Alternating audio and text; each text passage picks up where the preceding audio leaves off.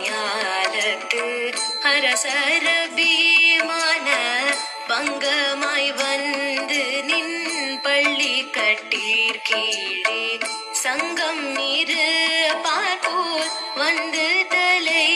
பெய்தோ கிங்கிணி வாய் செய்த தாமரை பூ போலே செங்கஞ்சிறு சிறிதே எம்மேல் விழியாவோ திங்களும் மாதித்தனும் எழுந்தார் போல் அங்கண் இரண்டும் கொண்டு எங்கள் மேல் நோக்குதியே எங்கள் மேல் சாபம் இருந்தேனோ